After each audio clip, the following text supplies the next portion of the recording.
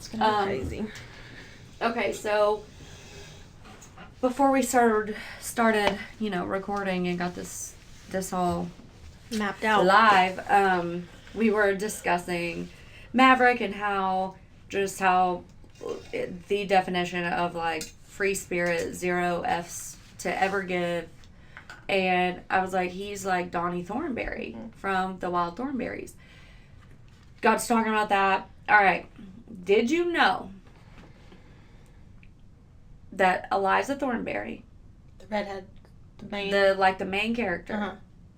Do you know who voiced her character? Yes, because I told you. You did? Yeah. No. Did you send me the thing? Mm-hmm. Oh, man. She was like, I'm going to blow your mind. You know when you sent me that and I called my mom. I said, Mom, I remember not going to believe this. I tried to pull that on Taylor one day and he was like, yeah, Macy told me. And I was like, I told I her. was freaking out. I was telling everybody. Crazy. Should we tell them or should we just let them look it up? No, tell them. All right, so you tell them since you're the one that found that video. Lacey, I can't ever pronounce her last name, but Gretchen Wieners from Mean Girls is Eliza Thornberry. I'm never going to be able to unsee that. Mind blown. And then in that video, she like goes into Eliza. I was like, oh my God. I want to be a voice actor so No, bad. that is my dream, bucket dream list. of all dreams is to be an animated character. Voice, yes. God. Voice a cartoon. That'd be so great. Please reach out if you know anyone. Y'all. That would be... Oh my gosh. Yo, I would lose my freaking mind if I could do that. Oh my God, that would be so cool. I need an agent. I want to be a voice actor. Get us... Maybe we should just start doing our podcast in like crazy voices. Just every other paragraph is just a different accent or voice a that we're different trying out. personality, a different age. I don't think I could do that and talk about murder at the same time. It'd be kind of difficult. Yeah, it would be very difficult, actually. All right. Okay, so this case is crazy. It's the only woman on death row in Tennessee. Plus, she's the youngest woman to ever be sentenced to death. Ever. The youngest. In America. Yeah.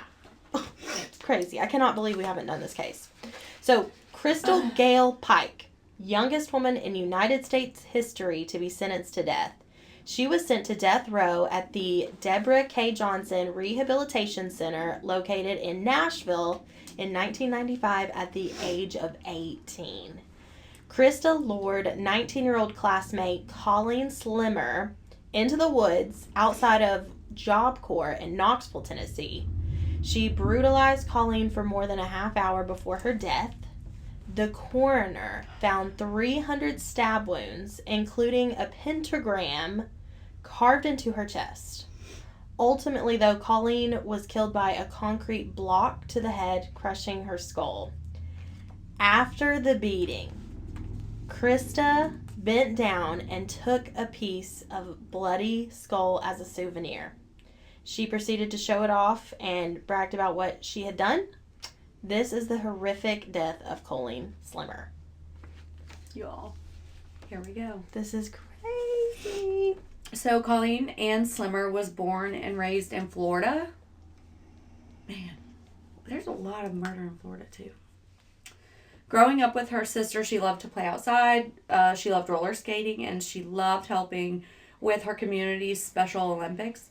She loved helping others. Collen had a tough time, though, when her mom, May Martinez, I'm assuming that's how you say it, because that's how it's spelled, and her father split up.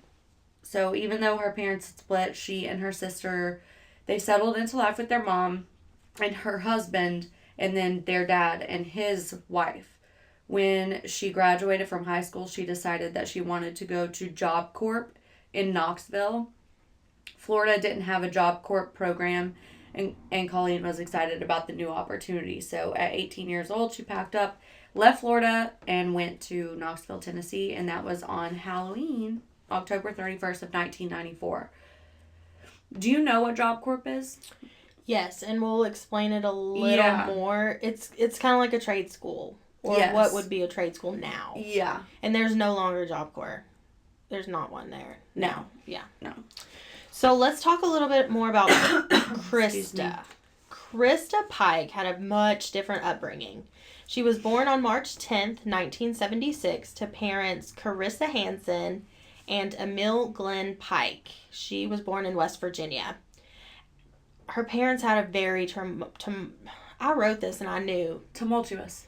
It's a hard word. Tumultuous relationship. I wrote this and I knew I shouldn't have wrote that. Can I say, I did not, as much as I've looked into this, watched videos, watched things on TV about Christa Pike, I did not know she was this old. Like, I thought she was 76. I mean, she's 47? Mm-hmm. No. Well, turning 48 this year? I saw it. She's still alive. Yeah, because my parents were born in 70, and they turned 54 this year. So... I can't do simple math. Yeah, so she's 47, maybe turning 48 this year. Like, you didn't think she was that old or that young? I didn't think she was that old. Oh. I thought she was, like, closer to our us, age. like, late 30s, yeah. maybe. Mm-hmm. Nope, she's older. Wow. I mean, still prime age, but... Yeah, but she is older than us. So her parents had a rough relationship. Carissa, the mom, was found cheating with another man, and the two divorced, only to remarry for another 2 years after Carissa attempted suicide.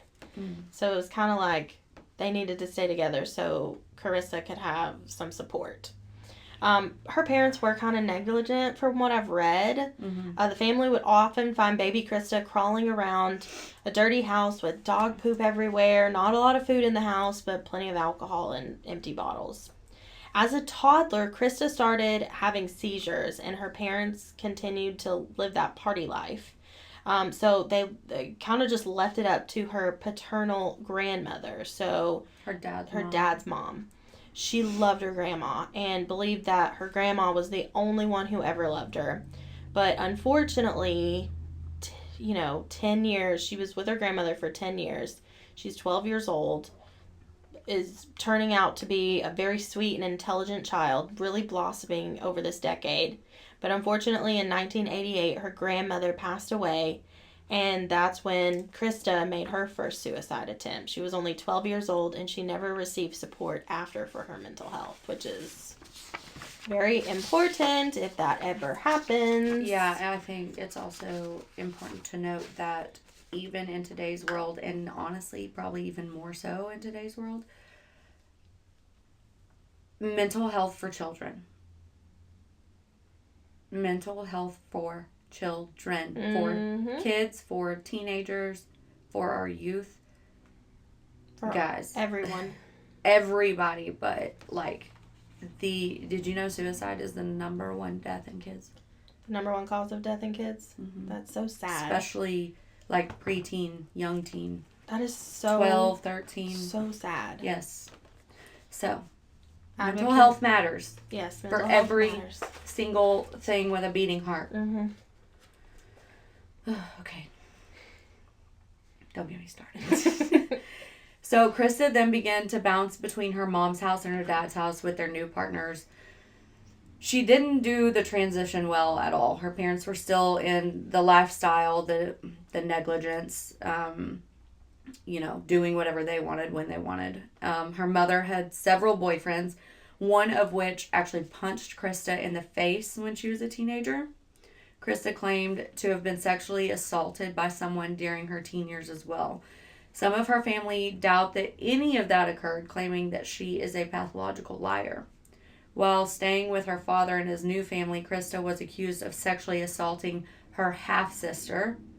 By 10th grade, she had gotten into so much trouble that she was sent to a juvenile facility for a year where she learned about Job Corp. I think that everything that I just said is true. Oh, I agree. I think you don't do that unless you learn that. Yep, and I think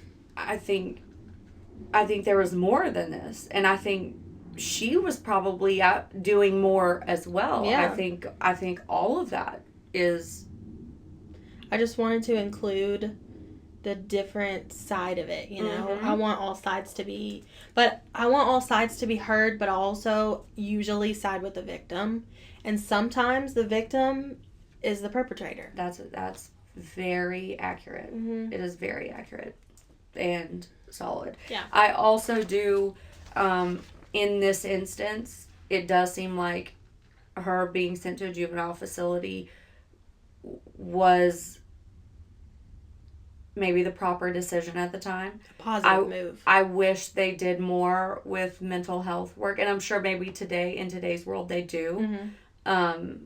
But I do like that she learned about Job Corp, because back then, like, that was a saving grace, like having a program like that you could go to because she obviously didn't have a family that was going to help hold her up while she figures out what she's going to be as an adult, you know, or what kind of adult she's going to be. So these things work if they're done right, and if they're doing their job right too. So yeah, I think everything I said was true. Yep. I don't think she was lying. Yeah.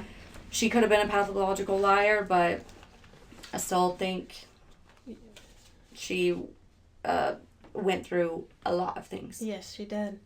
So let's get into a little bit of Job Corps.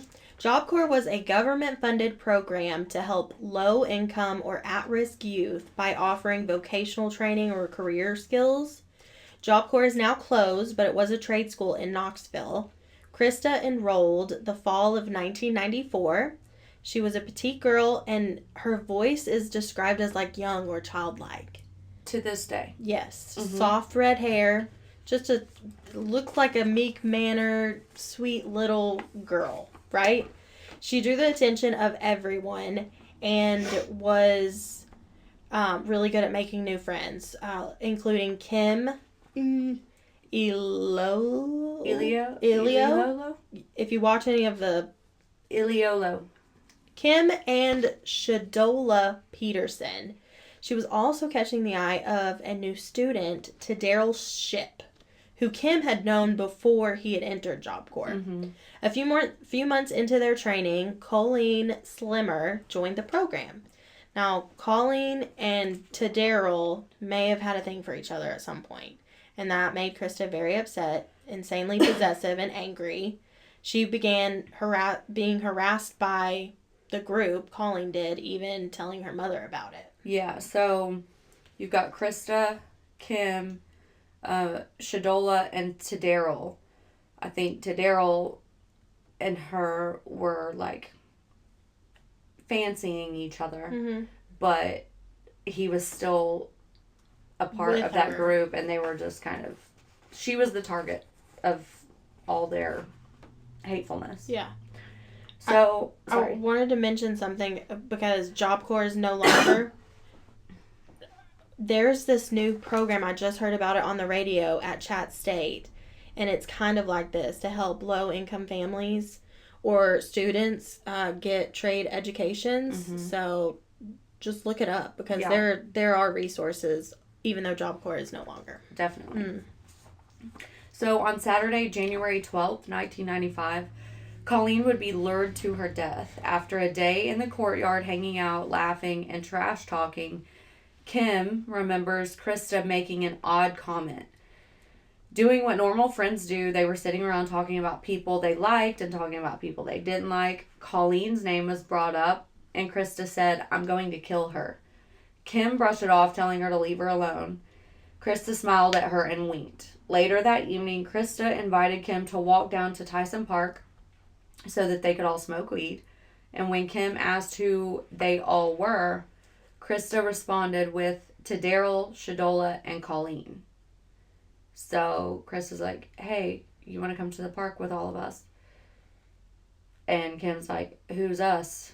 Basically. And it's the typical group of 4, but they've invited Colleen to go with, which isn't normal. Especially because of how they felt about her, or how Christa felt about Colleen. So when Kim questioned Christa about Colleen, she said that she was going to try and make peace with her by offering her some marijuana. Kim told her not to do anything to Colleen. Christa then smiled, winked, and left. She likes to do that. She likes to smile and wink and disappear. She seems to be quite charming. Yes. Sly, slick. Sly like a fox. Finesse. So after the four left the facility, Kim was like, nope, I'm not doing any of this. I'm not going to be a part of it. I don't trust it. Yeah. They took the long walk to the park near the University of Tennessee at Knoxville. Christa had brought with her a meat cleaver and a box cutter when they left. At first, the conversations were friendly, but then Christa started asking Colleen if she liked Daryl. And the argument quickly became violent. Like, they started taunting her and just yelling at her. Christa and Daryl did most of the actual killing. Shadola was more of like a lookout, and she would later testify for the state. Colleen was tortured for up to 45 minutes by the couple, resulting in 300 stab wounds, a pentagram carved into her chest, and her crushed skull.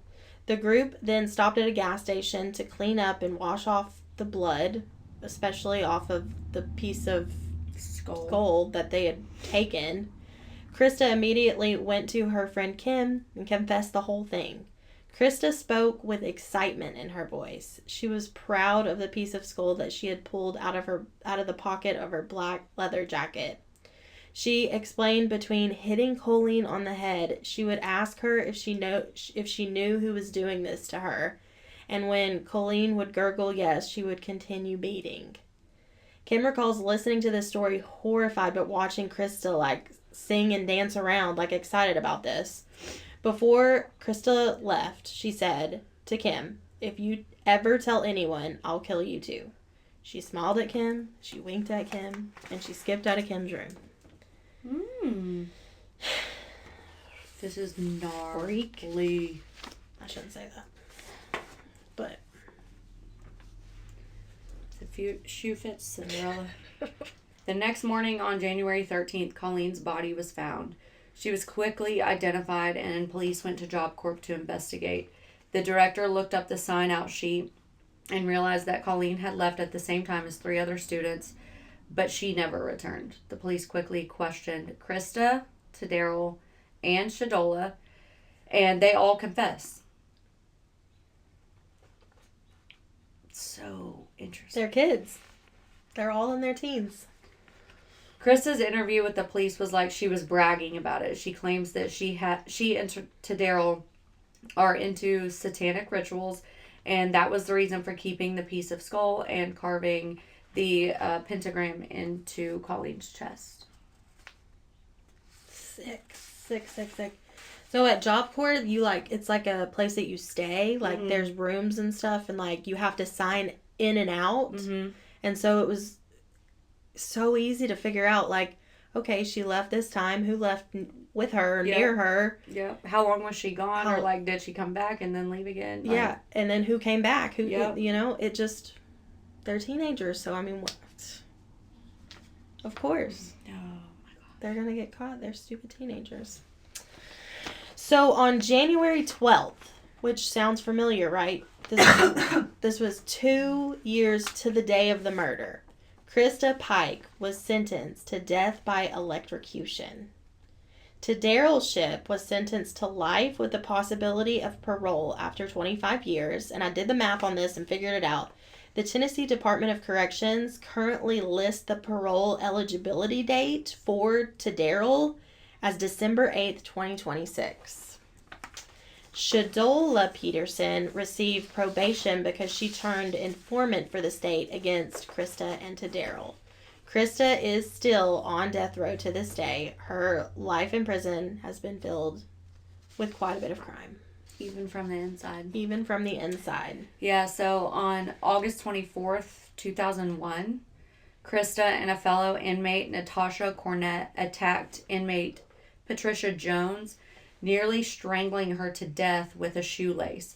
In between filing for appeals, retracting them, and asking for the courts to appeal her death sentence, Christa came up with a plan. So she was having intercourse, having relations with a couple of the guards, one including Officer Justin Heflin. By March of 2012, she had pen pals across the United States. One of her pen pals, Donald Kohut, would drive 1,700 miles from New Jersey to visit her once or twice a month. Christa and Donald came up with the plan and enlisted him for help getting a copy of a key made and outside the prison so that it could be given to Donald. The plan was in its early stages when the Tennessee Department of Corrections found out about it. Officer Justin was fired and served no prison time for cooperating with investigators. Donald received 7 years and was released in 2019. He's currently under investigation for mortgage fraud. And as of March 2024, the state has still not set an execution date due to the many appeals, and then COVID happened. Mm-hmm. If she ever is executed, Christa Pike would be the first woman to be executed in the state of Tennessee since 1819. She's the only woman on death row in Tennessee. She's the youngest woman to be sentenced to death in the United States. Do we know what race the woman that was executed in the state of Tennessee in 1819 was? I don't. Do we think that she was not white and she had been raped by a white man? Could be. And she was executed because a white woman thought she was being That's promiscuous. A lot of speculation, Mason. It is, but I'm going to be shocked if this is what... I'm looking it up. Tell me. Execute. Okay, so... the podcast is still going, guys. We're just looking this up. Yeah, we're just sitting here talking to each other. Oh, here we go. Who was it? Rutherford County. In the 19th century, Tennessee, the imposition of punishment included capital punishment was the responsibility of county authorities. Common law required the death penalty for first-degree murder and permitted the same for a number of lesser crimes. Hanging was the usual method, and it was made a public spectacle. They did it in front of everyone. So, let's see. For each hanging, the sheriff would receive $12.50. Oh, shit. In Rutherford County, an additional $5 was usually allocated for construction of the gallows and another $5 for the coffin. Oh my gosh. The first documented execution in Rutherford County wasn't... Oh, this is... A dude? 1813. Hold on, I gotta scroll to so there was a man in 1819 too. The first and only woman to be executed was Sarah, a slave. Oh. This actually says that it was in 1848. The crime was committed March 16th, 1848, in the victim's Rutherford County home. Sarah entered the bedchamber of Miss Catherine Smith, an elderly widow, during the night and crushed her skull with a hammer. She then laid the victim's body on the hearth with the head in the fire. Wow. Oh, goodness. So she was a slave and she killed her master, the female counterpart of... Dude, this is freaking nuts. Yeah, we'll continue this. We'll give you an update next week. And if you have any cases or stories that you want us to investigate in the Panhandle area of Florida. Yeah, Gulf Coast. Yeah, we're excited. Or even all of Florida. Yeah, anywhere in Florida, because what we used to do this thing on the radio, it was like crazy stories, and the segment was called What the Florida, WTF. What the Florida, because crazy stuff happens in Florida. Crazy things happen in Florida. As it should. Yes. Yeah. Yes. So, make sure you are following us. Leave us a review. You can watch us early every Monday, 3 p.m. Eastern Time on YouTube, and then listen everywhere at 6 p.m. Eastern Time, and wherever you download. Please leave reviews, comments. Let us know what we're doing right, what we're doing maybe wrong, or what you don't like. Send us cases. Constructive criticism. We would love for y'all to send us more cases to cover. Mm-hmm. But just, if you're going to be an asshole, please be a funny one. And keep your pistol in your pants. And please also take care of each other. This is the Expired Podcast. Bye.